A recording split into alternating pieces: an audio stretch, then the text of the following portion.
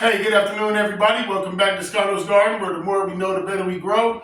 Zone 6, urban gardening. It's a beautiful day here in the Gym City. A little nippy outside, so we in the house with it, but that's all right because it's always something good going on. Now, what I wanted to talk about real quick, and I know I've been talking about germination, and I know y'all tired of hearing me talk about it, but I got to do this because this is real important, especially if we're germinating watermelon. Now, one of the things I get asked the most about throughout the whole gardening season is watermelon.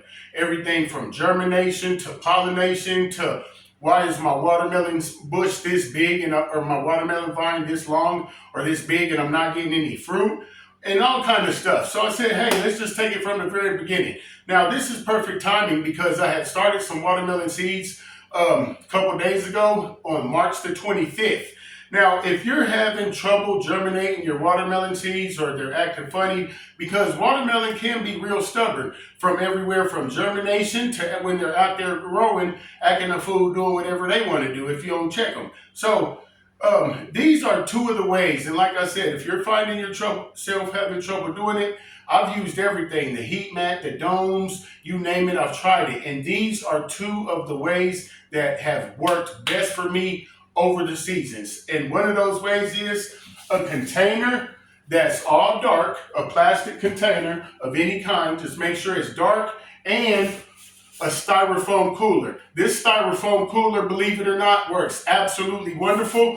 I put my seeds in this styrofoam cooler on the 25th of March, and I've already took some out. There was 18 of them in there, and I've took out all these. I think there's 15, 3, 6, 9, 12, 13, 14 of them here. So there's a few still germinating in there, but as you can see, and right here, what is this? We got us an orange tender sweet. She's already looking wonderful right there, as you can see, and those are the state that they're in from the 25th. So like I said, these ways work really, really good. The plastic container, it works really good. And I'm going to show you guys something real quick. Bam. Now what I did in this plastic container is I did 4 rows of each different kind. Now what I noticed here is the blacktails. Now I did this container a day after I did that one, so this would be March the 26th.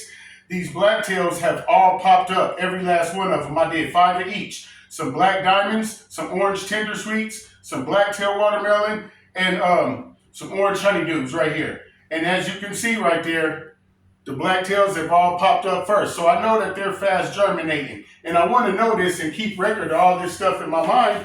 So, you know, for future reference, I just have a better understanding of what's going on. Now, what I do is I put the soil, if I use the styrofoam or the container, I put the soil in there about halfway. General rule of thumb is I get a pencil eraser and I stick it to where the pencil eraser stops. That's how deep I want to plant the watermelon seed.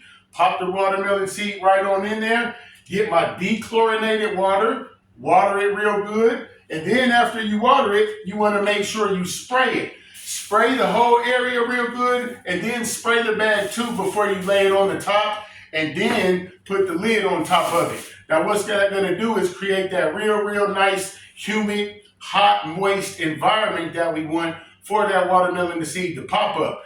And the goal is to go from germination to a much bigger pot to outside, because we want to put them in a medium or slightly bigger pot because we don't want our watermelon to outgrow the pot before it's time to put it outside.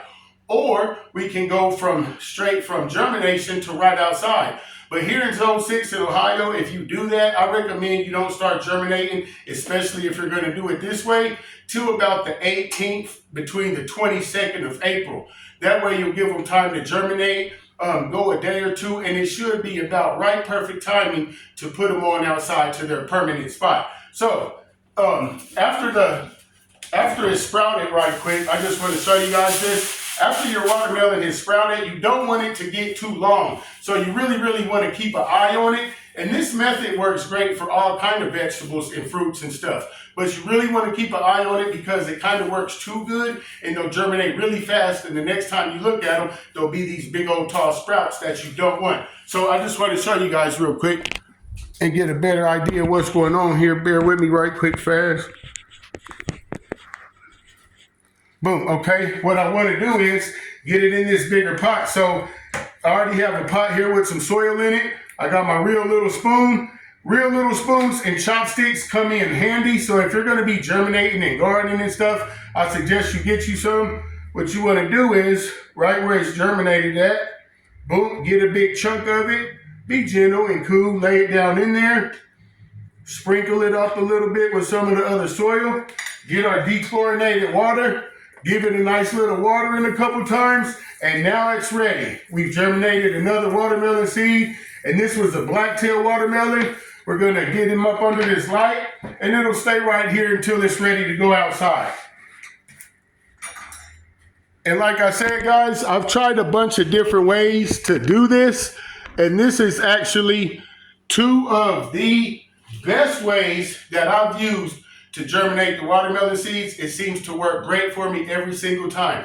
This is Scano's Garden. If you got a question, please feel free to ask. Follow, like, and subscribe at Scano's Garden. Keep gardening and keep growing. Best two ways to germinate some watermelon seeds that I found to this day. Dark plastic container and a styrofoam cooler. Out.